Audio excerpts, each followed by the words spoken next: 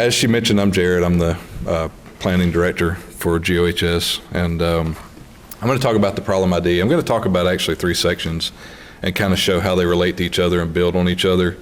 But we'll start with the problem ID, and a couple of points that we talked about just to mention right up front is we have some traffic safety fact sheets or data sheets on our website. Did you show them where they were on the website? Okay. They're on our website and they're per county, so that's a really good resource to use as a justification for your data. It kind of lays everything out, so, and you can get specifically into your county. Even if you're a city, it lays out the county data, which shows your area. Another thing that we wanted to mention as an overall was Scarlett mentioned the safe systems approach. Just get in that mindset. NHTSA's gone to that. We're going to that as well. When you're talking about your problem, tell us why it's the problem. Like why, the road is not built safely or the drivers are not exhibiting safe behavior. That safe people, safe roadways, safe vehicle mindset to kind of spell out what's actually happening. And then the third thing that we wanted to mention is that problem ID worksheet that's in the RFP packet. That's a great resource that kind of, as you fill it out, it kind of writes your problem ID for you. So if you use that instead of just trying to write a narrative, if you kind of use that to guide you, that'll kind of help narrow you in on what you need to cover. So each section plays a part, but I would argue that the problem ID is probably your most important section in this grant, just because if you didn't have a problem, you wouldn't be here. Like the whole grant is based on the problem that you have. So if there's no problem, there's no grant, there's no plan to fix the problem. This is where you want to really focus and get the information in there. And each of you are here today because there is a problem in your area and you want to try to fix it. So it can be pedestrian, bicycle, DUI, whatever it is. It's specific to your area, and we want to help you fix that. So we're going to try to partner with you if we can.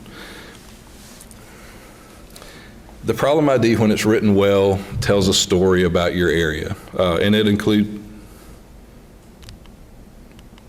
and we're out. There we go. All right, so you want to include things like your population of your area, the demographics of your area, whether you're urban or rural area.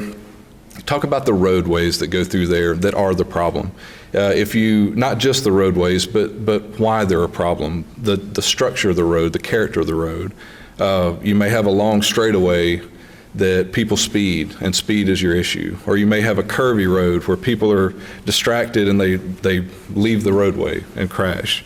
So not just what roadways are there, but why they're a problem. And venues, bars, or restaurants, if you have a bar district, if your problem is alcohol and you have a bar district that people flock to and get served a few adult beverages and then leave, that contributes to your problem. So not just that you have an alcohol problem, but why it's occurring, because we have this area that's serving this, over-serving maybe, I don't know. Restaurants, concert venues could bring a large population in for a certain event, and then you have congestion, you have pedestrian issues, things like that bring traffic to your area. Maybe schools or universities where they have a daytime commuter traffic that causes problems, or pedestrians or something like that. But tell us about your situation. It also contains 5 years worth of certified data. And we get that from NHTSA, typically. We get it from the FARS database, which we'll have a link to on our website, and you can find it off of NHTSA's website. But that is certified data that not only you can use, but we can verify and NHTSA can verify. So we want to make sure that we have that verifiable data rather than just a county report or a city report. It's something that everybody can look at on every level and make sure that we're all on the same page. The problem ID is also, it should be tailored to your situation, your specific problem. So you don't want to include alcohol statistics if you have a teen driving problem. So you want to make sure that, if you have a teen problem, you do teen statistics. If you have a bicycle problem, you're tailoring that problem identification to bicycle statistics and why that's a problem in your area. basically it should tell a story. And we may not know much about your city or your county or what the issue is that you're having, but after you write this and you get that 5 years of data and you tailor it to your problem, then we should be able to understand what your problem is, but also why it's occurring and what's going on there. And you basically want to, when I was writing police reports, this was our model, of course. This is a great model, the who, what, when, where, and why. Who is the problem in the area? Who is it affecting?